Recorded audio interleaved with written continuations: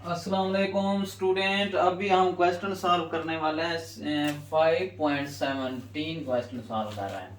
देखें हमारे पास गिवन डेटा है।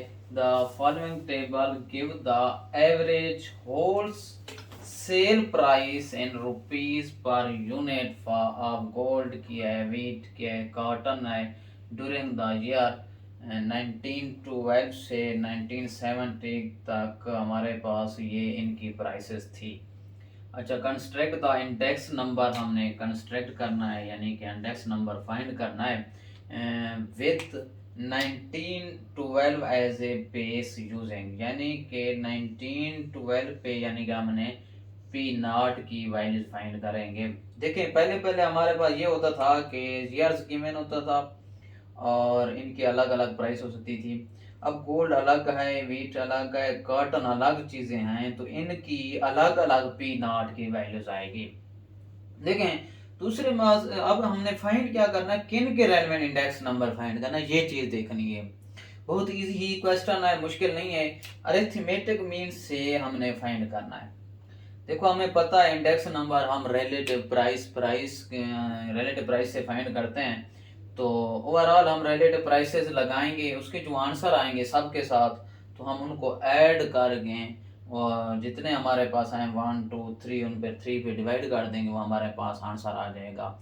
क्योंकि अरिथमेटिक मीन क्या होता है, sum of the values divided by number of values formula होता है। ज्योमेट्रिक मीन का मैं भी आपको इस पैटर्न में भी सवाल करा देता हूँ कि ज्योमेट्रिक मीन में हम ज्योमेट्रिक मीन को यूज करते हुए इंडेक्स नंबर कैसे फाइंड करते हैं, वो इस पैटर्न में हम सॉल्व आउट कर रहे हैं। ये हमारे पास डेटा गिवन है, मैंने ये इसलिए लिखा है कि ताकि हम आपको क्लियर हो जाए कि ये कौन सा क्वेश्चन हम सॉल्व आउट कर रहे हैं।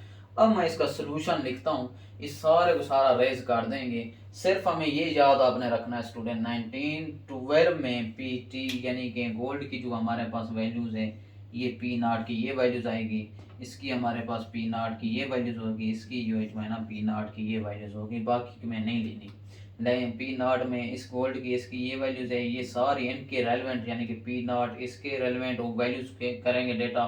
अब हमारा ये है सॉल्व करने का पैटर्न ये होता है, पहले हम कॉलम बनाएंगे उसका इसका ईयर्स का बनाएंगे, जो हमारे पास एक्सेल शीट में ईयर्स का बनाते हैं। उसके बाद नेक्स्ट आ जाते हैं, यानी कि गोल्ड है तो गोल्ड का बना देंगे, उसमें रिलेटिव प्राइस भी साथ में लिख देंगे, यानी कि ये पी नॉट की वैल्यूज और रिलेटिव प्राइस का ये जो फार्मूला होता है रिलेटिव प्राइस का p n over p naught multiplied of 100। अब गोल्ड के रेलिवेंट भी लिखेंगे, उसके बाद इसका भी साथ लिखेंगे, इसके साथ भी ये फार्मूला लिख के इनके वैल्यूज फाइंड आउट करेंगे।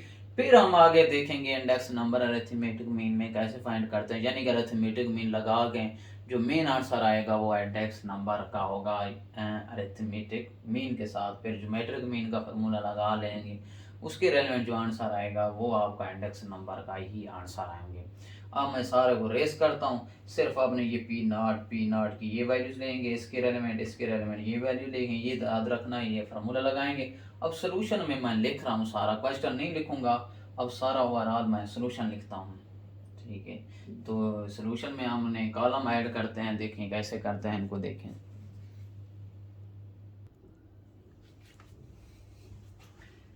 अच्छा स्टूडेंट, अब हमने क्या कर लिया है, सोल्यूशन सेट इसका बना लिया है। अब देखते हैं कि ये गिवन डेटा है हमारे पास। अब हमने इस पैटर्न से, क्योंकि 1912 जो थी हमारे पास बेस थी, यानी कि हमने बेस की जो वैल्यूज लेनी थी, पी नॉट की वैल्यूज लेनी थी। गोल्ड की हमारे पास 25.3 है, वेट की है 17.3, पी नॉट की यहाँ से ली है। देखो हमारे पास 1912 में से ये पी नॉट की वैल्यू ये होगी, दूसरी वेट की वैल्यू पी नॉट की 17.3, कॉटन की 7.8 मैंने यहाँ पर आगे लिख दिए। और रिलेटिव प्राइस का जो फॉर्मूला होता है p n over p naught multiplied of 100। उसके बाद हमने इंडेक्स नंबर फाइंड करना था, यानी कि मीन के रेलेवेंट और ज्योमेट्रिक मीन के। मैंने यहाँ पर आके इंडेक्स नंबर लिख लिया, यहाँ पर आके मीन लिख लिया, यहाँ पर आके ज्योमेट्रिक मीन लिख दिया। अब देखें स्टूडेंट, अब हमने यहाँ पर 1912 पे आते हैं, यहाँ पर हमारे पास गिवन आए, उसकी वैल्यूज जो है हमारे पास पी एन की वैल्यूज का मतलब ये होता है कि ये हमारे पास करंट जो प्राइस है, यानी कि अब ये करंट प्राइस है ये वाली 25.3। अब हमारे पास आ गया 25.3, 25.3 डिवाइडेड बाई 25.3, क्योंकि पी नॉट की वैल्यू यहाँ पर डिवाइड करनी है, करंट वैल्यू ये आ गई, मल्टीप्लाइड 100 करेंगे। इसके बाद जो आंसर आएगा, आप कैंसल आउट कर लेते हैं, सेम है तो 100 हमारे पास आंसर आएगा। इसी तरह हम सारी वैल्यूज को डिवाइड करते जाएंगे। अब 1913 आ गई है, इसकी 1913 हमारे पास किधर थी, 1913 ये है, इसकी वैल्यूज गोल्ड की क्या आ रही है, 30.8, कोई इश्यू नहीं है, 30.8 लिख दूंगा। पी नॉट की वैल्यू सेम रहेगी, 25.3 मल्टीप्लाइड ऑफ 100 इक्वल टू, इसका आंसर कैलकुलेटर पे सॉल्व करके लिखते हैं। नेक्स्ट हमारे पास आ गया है, ये वाला भी कवर हो गया है, 13 19 14 आ गया, 33.4 divided by 25.3 multiplied of 100 equal to. Next आ जाते हैं स्टूडेंट, अब हमारे पास 1914 भी हो गया, 1915 पे आ जाते हैं। तो कौन सी वैल्यू गोल्ड की है, 35.5 divided by 25.3 multiplied of 100 equal to. Next आ जाते हैं, ये क्लियर हो गया। 1916 आ गया, 35.4 divided by 25.3 multiplied of 100 equal to, हमारे पास जो भी आंसर आएगा यहाँ पर आके लिख लेंगे। नेक्स्ट हमारे पास 1917 आ गया, 36.0 divided by 25.3 multiplied of 100 equal to, जो भी आंसर आएगा स्टूडेंट यहाँ पर आकर लिख देते हैं। ये हमारा पैटर्न था गोल्ड के रेलेवेंट। अब वीट के रेलेवेंट हमने कंसेप्ट क्लियर करना है। देखिए स्टूडेंट, अब मैं क्या करूंगा, अब पी नॉट की ये वैल्यूज है। अब देखेंगे 1912 पे हमारे पास वीट की 17.3 है। अब यहाँ पर आके लिख देता हूँ 7.8, और उसके बाद हमारे पास 17.3, क्योंकि 1912 वेट की वैल्यूज है 17.3 डिवाइडेड बाई 17.3 बेस। अब पी नॉट की वैल्यू ये वाली लिखनी है यहाँ पर आके, ये करंट वैल्यूज हमारे पास ये वाली थी। अब हमने इसको सॉल्व कर रहे हैं, यानी कि अब किसकी बारी आ गई है, वेट की बारी आ गई, तो हम इसी को सॉल्व कर रहे हैं। 19.3 और मल्टीप्लाइड ऑफ 100 इक्वल टू, कोई भी आंसर है ये कैंसल आउट करेंगे तो इसका भी आंसर 100 आ जाता है। नेक्स्ट हम करेंगे, इसकी हमारे पास 1912 हो गया। अब 1913 पे आ जाते हैं। गोल्ड की 14.5 इसकी वैल्यूज है, 14.5 divided by 17.3 multiplied of 100 equal to, जो भी आंसर आएगा इधर लिख लेंगे। अब हमारे पास 1913 हो गया है। अब 1914 के ऊपर आ जाते हैं। 4.9 डिवाइडेड बाई हमारे पास आ जाता है, यही वाला हमारे पास 17.3 मल्टीप्लाइड ऑफ 100 इक्वल टू, जो भी आंसर आएगा कैलकुलेटर पे सॉल्व करके यहाँ पर आके लिख देंगे। नेक्स्ट हमारे पास स्टूडेंट, ये भी क्लियर हो गया 14, और उसके बाद हमारे पास आ जाता है 15। यहाँ से भी देखते जाएंगे, 15 पे जाना है। तो वीट का 15 हमारे पास कौन सा है, 5.7 divided by 17.3 multiplied of 100 equal to लिख देंगे। नेक्स्ट आ जाते हैं और 16 पे आ गए 5.7, ये भी 5.7 हो गया। तो 15 यहाँ से हम आ जाते हैं यहाँ पर 17.7 divided by 17.3 multiplied of 100 equal to. Next अब लास्ट वाला आ गया 11.6 divided by 17.3 multiplied of 100 equal to, answer आ जाएगा। अब हमने क्लियर कर दिया। अब कॉटन को क्लियर करेंगे। वेट हो गया, अब कॉटन की बारी आ गई। कॉटन के हमारे पास सारे वैल्यूज देखेंगे। अब 7 पॉइंट ये हमारे पास 8 है, तो 7.8 डिवाइडेड बाई 7.8 मल्टीप्लाइड ऑफ 100, ये कैंसल आउट इक्वल टू 100 आकर इक्वल आ जाएगा। नेक्स्ट स्टूडेंट चलते हैं, ये हमारे पास हो गया। अब इस पे अब आ रही है 1935.4, 5.4 divided by 7.8 multiplied of 100 is equal to, answer लिख देंगे कैलकुलेटर पे सॉल्व करके। अब हमारे पास 6.7 divided by 7.8 multiplied of 100 is equal to, next आ जाते हैं 5.6 divided by 7.8 multiplied of 100 is equal to, answer आ जाएगा।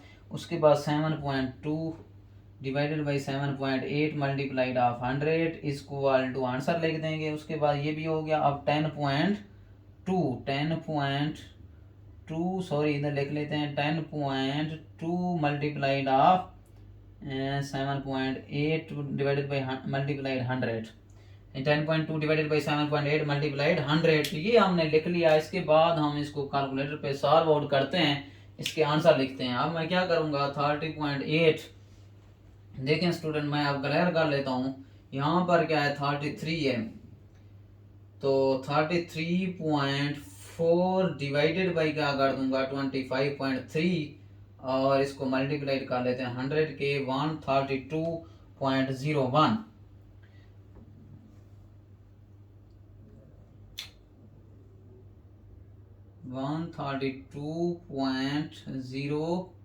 आगे हमारे 1 2 लिख देंगे, 5 है उसके साथ 0 और 2 लिख देंगे। इसको मैं सारा को सिंप्लीफाई करके इनके आंसर लिख देता हूँ डायरेक्ट। उसके बाद हम आ जाते हैं, उसके बाद मैं आपको बताता हूँ मीन हमने कैसे फाइंड करना है स्टूडेंट।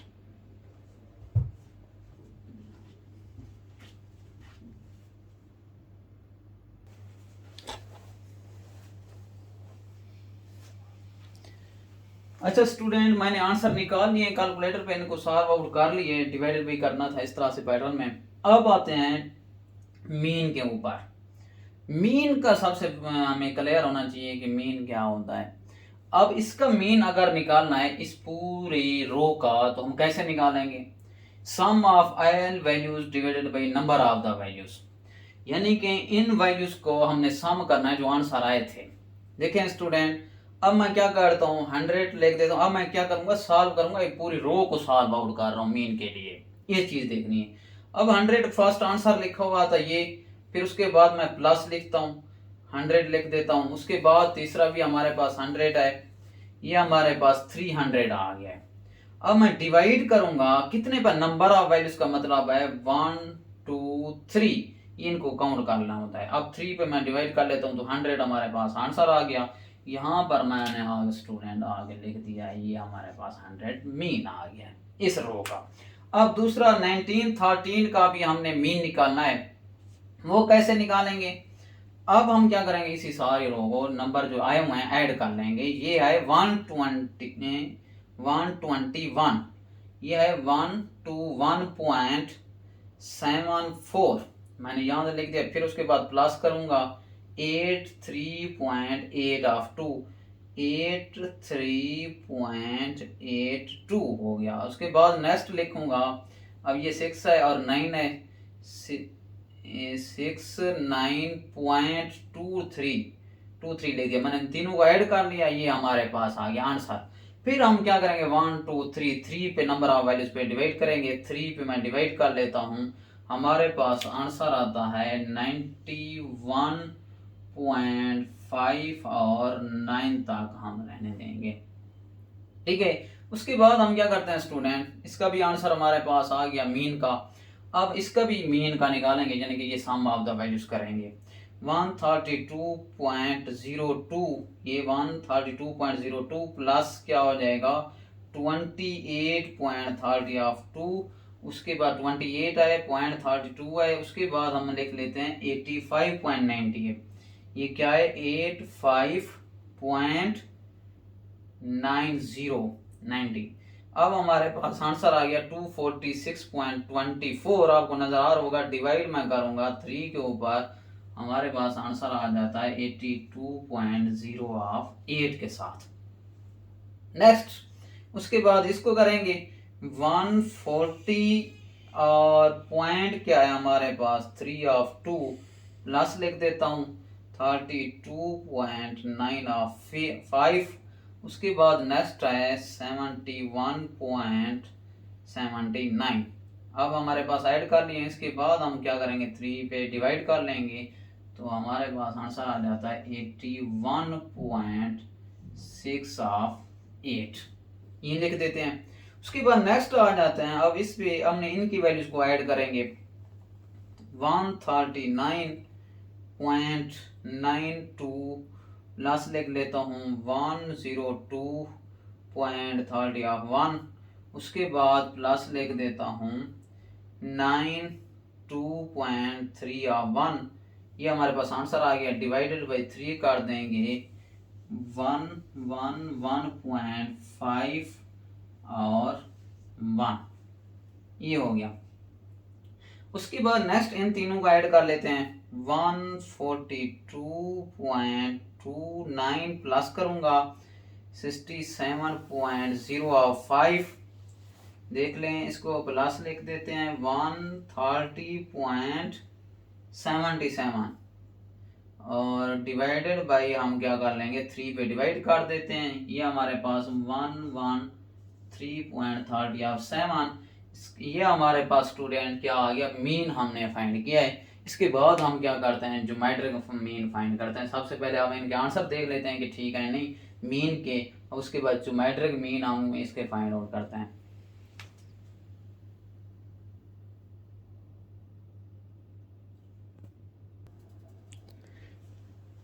अच्छा स्टूडेंट, अब हम आ गए ज्योमेट्रिक मीन। अब ज्योमेट्रिक मीन कैसे फाइंड करना है, कॉलम वाइज फाइंड करेंगे। अब क्या करना है, ज्योमेट्रिक मीन का फार्मूला होता है स्क्वायर रूट लगाते हैं। अब हम इसमें इंडेक्स नंबर कौन सा लेंगे, इसको काउंट करेंगे कितने हमारे पास कॉलम आ रहे हैं 1 ईयर्स के अलावा 1 2 3, यानी कि 3 हम यहाँ पर आकर लिख देते हैं। उसके बाद जो वैल्यूज होती हैं, ये वाली वैल्यूज 100 फर्स्ट वैल्यूज मल्टीप्लाइड, फिर इसका कॉलम की जो वैल्यूज है 100, फिर इसके बाद 100, इस तरह से फाइंड आउट करते हैं। अब क्या करेंगे, ये कैलकुलेटर पे आप सिंपलीफाई कर सकते हैं स्टूडेंट। कैसे, आप लगाएंगे फर्स्ट पहले 3, उसके बाद नेक्स्ट आप शिफ्ट लगाएंगे, कैलकुलेटर की बात कर रहा हूं, शिफ्ट लगा के फिर आप जाएंगे स्क्वायर रूट वाले ऑप्शन में, ठीक है। उसके बाद आप जब आएंगे तो आपके पास इधर यानी कि 3 शिफ्ट लगा के 3 जाएंगे ना, यहाँ पर शिफ्ट लगा के स्क्वायर रूट वाली शेप पे जाएंगे तो वो 3 इस तरह से स्क्वायर रूट शेप दे देगा, और इधर भी आपने वैल्यूज यानी कि इधर 3 दे देगा। इसको आपने हटा के इधर भी, वैसे 3 जरूरत भी 3 है, कहीं 4 भी जरूरत हो पड़ जाती है तो 4 लिख देना, इधर ऑटोमेटिकली यहीं 3 आ जाता है। यहीं वैल्यूज अंदर आके आपने आपस में मल्टीप्लाइड कर दोगे, वो आपके पास आंसर आ जाएगा। इसी तरह सारी वैल्यूज 3 एंड 2 आपका जो आंसर आएगा इक्वल टू, इसका जो आंसर आता है आपका 100 आंसर आ जाता है। इसी तरह आपने 121.74 इस तरह की ये वैल्यू सारी हैं, इनको आपस में मल्टीप्लाइड कर गए, आपने आंसर यहाँ पर आगे निकाल लेना है। मैंने सिंप्लीफाई किया हुआ है, नीचे आपको दिखाता हूँ, तो आपने सिर्फ डायरेक्ट इधर हम आ गए आंसर लिख देंगे, कैलकुलेटर की मदद से आपने सॉल्व आउट करना है। अच्छा स्टूडेंट, मैंने 1912 यानी कि ये वाला मैंने ईयर लिया है, उनकी वैल्यूज ली। फर्स्ट हमारे पास इनटू ज्योमेट्रिक मीन इसका फाइंड करना था। 3 एंड 2 कैसे 3 लगाया, ये नंबर कैसे आया 1 2 3, इसको काउंट करके ये वाला स्क्वायर रूट, यानी अगर 4 होता तो 4 लिखते यहाँ पर। अब 100 मल्टीप्लाइड ये वाला 100 मल्टीप्लाइड ये वाला 100, मैंने वैल्यूज पुट की तो हमारे पास आंसर जो आ गया है 100 आ गया। नेक्स्ट हम करते हैं 1913, इसकी मैंने वैल्यूज लिख दी, 3 एंड 2 हमने लिख दिया, ये वैल्यूज 121.74, उसके बाद मल्टीप्लाई कर दिया 83.82 मल्टीप्लाई 69.23, तो ये हमने यहाँ तक लिख दिया। इसका आंसर आ रहा है 68.25। आपने इसी तरह सारी वैल्यूज को कैलकुलेटर पे सिंप्लीफाई कर लेना है। अब मैं यहाँ पर आगे डायरेक्ट आंसर लिख देता हूँ। 69 पॉइंट हमारे पास आ रहा है स्टूडेंट 29। नेक्स्ट आ रहा है 109.52। नेक्स्ट आ रहा है 11 पॉइंट, एक मिनट वैल्यूज को दोबारा देख लेते हैं किसका आंसर आ रहा है। फर्स्ट का 100 है हमारे पास 89.07, 89.07। इसके बाद आ रहा है 68.25। नेक्स्ट आ रहा है 109.50 ऑफ 2। उसके बाद आ रहा है 1 2 3 4 5 और 6, 1 2 3 4 5 और 6। इसका जो आंसर आ रहा है तो 113.30 ऑफ 7। नेक्स्ट आ रहा है 109.52। तीसरा ये आ रहा है 69.29। अब 68.25, 89.07 और 100। ये अब आप हमने इसको सिंप्लीफाई आप लोगों ने कैलकुलेटर पे कर लेना है, फिर आपके पास आंसर आ जाएगा। यानी कि ये वैल्यूज आपस में मल्टीप्लाई करेंगे, स्क्वायर रूट इंडेक्स नंबर 3 सारों का लेना होगा। तो ये हमारे पास क्वेश्चन कंप्लीट हो गया है। हमने इंडेक्स नंबर फाइंड करना था, मीन और ज्योमेट्रिक मीन के रेलेवेंट। तो अब हम नेक्स्ट क्वेश्चन करते हैं। ये हमारे पास जो क्वेश्चन था 5.17। अभी नेक्स्ट क्वेश्चन करते हैं 5.18।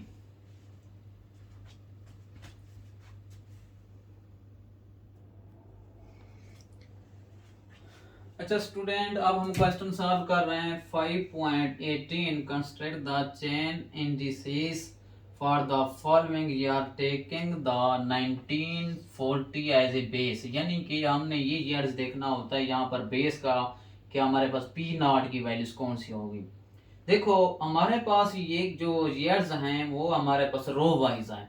हमने क्या करना होता है, ईयर्स को कॉलम वाइज लिखना होता है, और ये जो हमारे पास आइटम हैं उनको भी कॉलम वाइज लिखना होता है। अब हम सारे डेटा को, अब रो वाइज डेटा है इसको कॉलम वाइज लिखेंगे। उसके बाद हमने क्या करेंगे, चेन इंडिसाइज फाइंड करेंगे। एक न्यू वर्ड आ गया है, न्यू क्वेश्चन समझेंगे इसको हमने कैसे सॉल्व आउट करते हैं वो इसका सारा। अब हम कॉलम वाइज सारे वैल्यूज को लिख के, वेट को, प्राइस को और माइज को, यानी कि ये डेटा यहाँ पर लिख देंगे। उसके बाद हम कॉलम वाइज सोल्यूशन सेट बनाएंगे। इसका सोल्यूशन सेट में कैसे फाइंड करेंगे वो हम लिखते हैं। इसमें जब चेन इंडिसेस आ जाता है उसमें हम क्या करते हैं, लिंक रिलेटिव प्राइस फाइंड करते हैं। लिंक रिलेटिव प्राइस का जो पहले भी क्वेश्चन सॉल्व कर रहे हैं, यानी कि वही फार्मूला है, वही फार्मूला हमने इम्प्लीमेंट करना है। उसके बाद से हम बताते हैं कि चेन इंडिकेट्स का क्या फार्मूला है।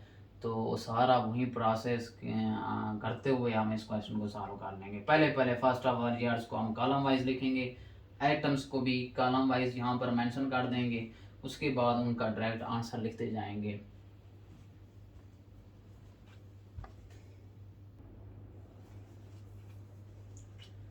अच्छा स्टूडेंट, हमने पैटर्न बना लिया है। लिंक रिलेटिव यूज करेंगे जब हमारे पास चेन इंडिकेट्स फाइंड करना हो, तो उसके लिए हमें लिंक रिलेटिव फाइंड करना होता है। लिंक रिलेटिव का हमारे पास फार्मूला है, हमारे पास प्राइस ऑफ करंट ईयर की प्राइस लिखनी है, उसके बाद price of previous years multiplied of 100।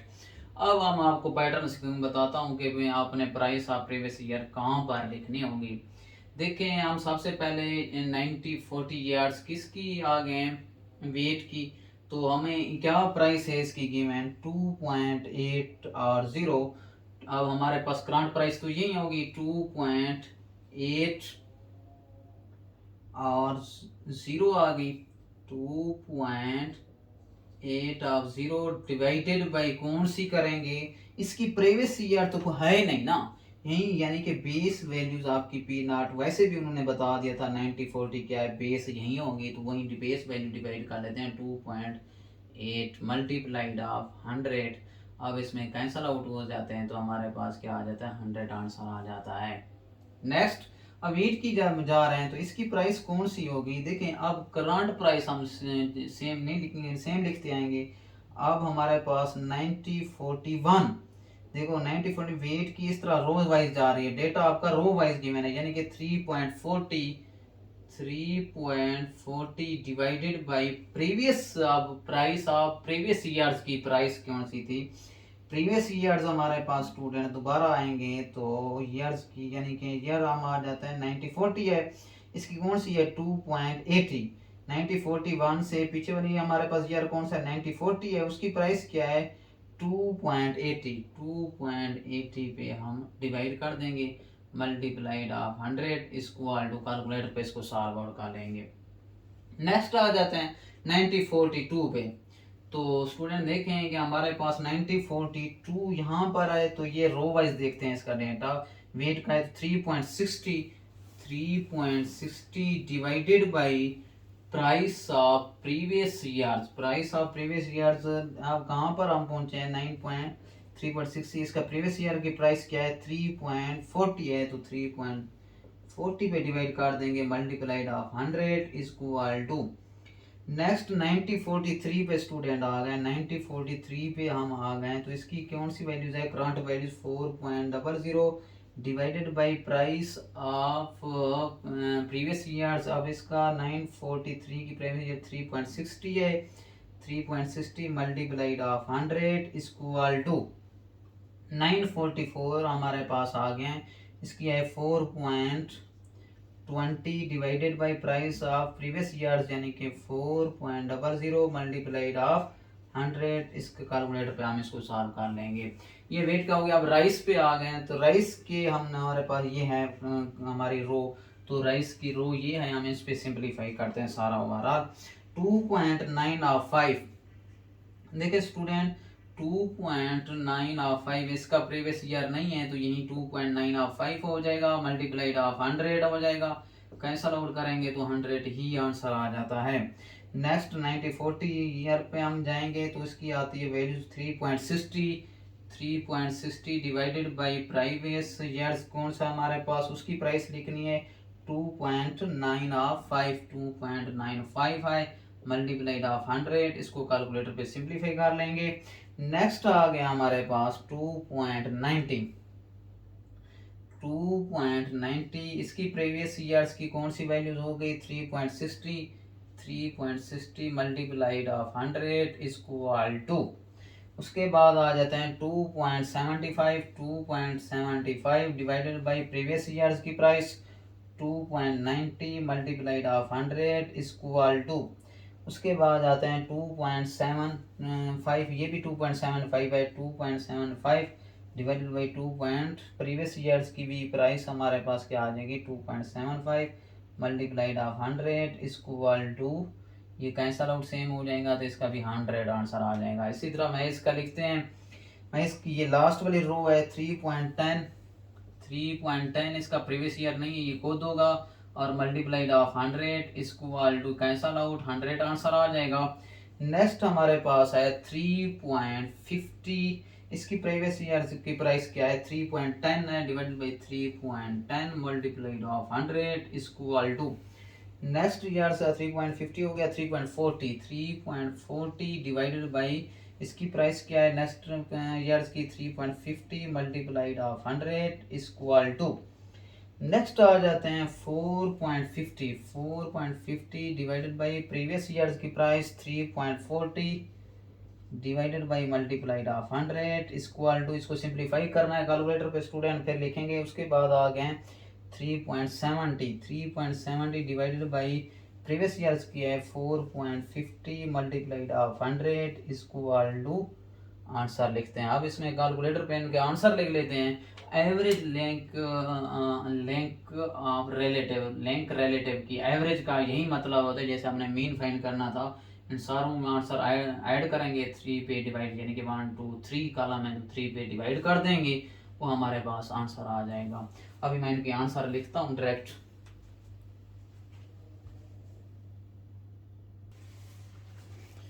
अच्छा स्टूडेंट, अब हमने सॉल्व कर लिया, आंसर निकाले हैं। अब एवरेज एल आर का क्या मतलब है, लिंक रिलेटिव, यानी कि एवरेज आर लिंक का ये है कि एवरेज हमने इनके निकालनी है लिंक रिलेटिव की।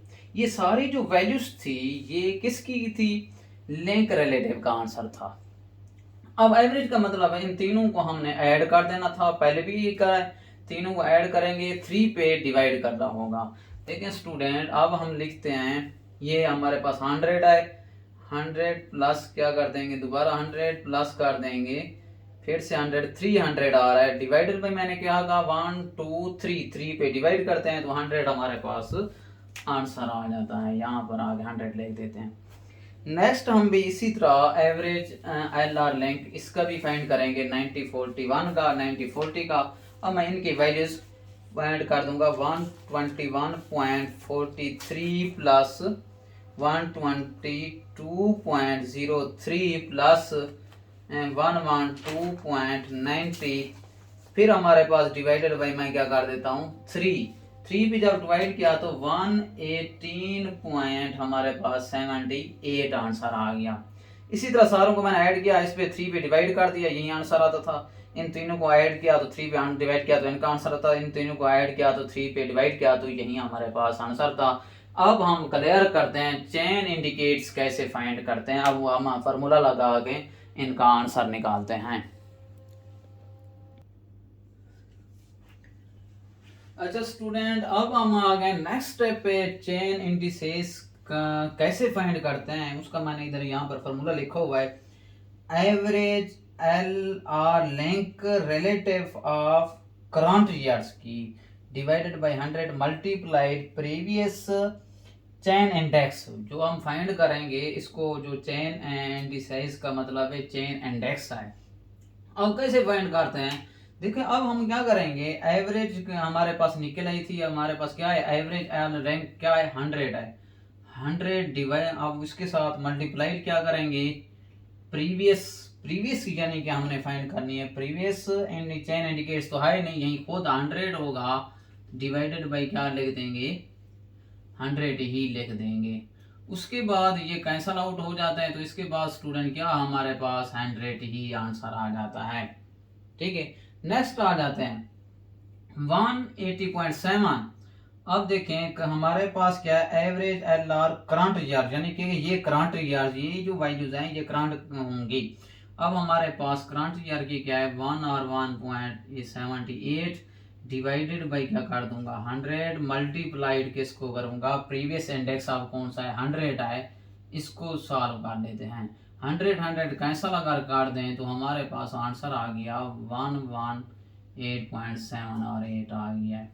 लेकिन नेक्स्ट टाइम में जब मैं आया तो हमने 94.53 यहाँ पर लिखी, उसके बाद जो प्रीवियस थी ये वाली थी इसको मल्टीप्लाइड कर दिया 118.79 डिवाइडेड बाई 100 किया, इन दोनों को मल्टीप्लाइड करके 100 पे डिवाइड किया तो हमारे पास यही आंसर आ गया। नेक्स्ट मैं करंट ईयर की ये लिखूंगा, उसके बाद ये प्रीवियस किए तो ये हम मल्टीप्लाइड करते हैं 100 पे डिवाइड करते हैं तो ये हमारे पास आंसर आ जाता है इंडिकेट का। फिर हम करंट के ये है 95.74, फिर ये प्रीवियस वाली हमने मल्टीप्लाइड कर दी 100 पे डिवाइड कर दिया तो ये हमारे पास मल्टीप्लाइड हुआ तो ये आंसर आ गया। तो हम चेन इंडिसेस फाइंड आउट कर लिया है। तो हम नेक्स्ट इंशाल्लाह वीडियो में नेक्स्ट क्वेश्चन सॉल्व करेंगे। तो अभी यहाँ तक हमारा ख़त्म हुआ, इंशाल्लाह हम नेक्स्ट वीडियो में मिलते हैं। अल्लाह हाफिज़।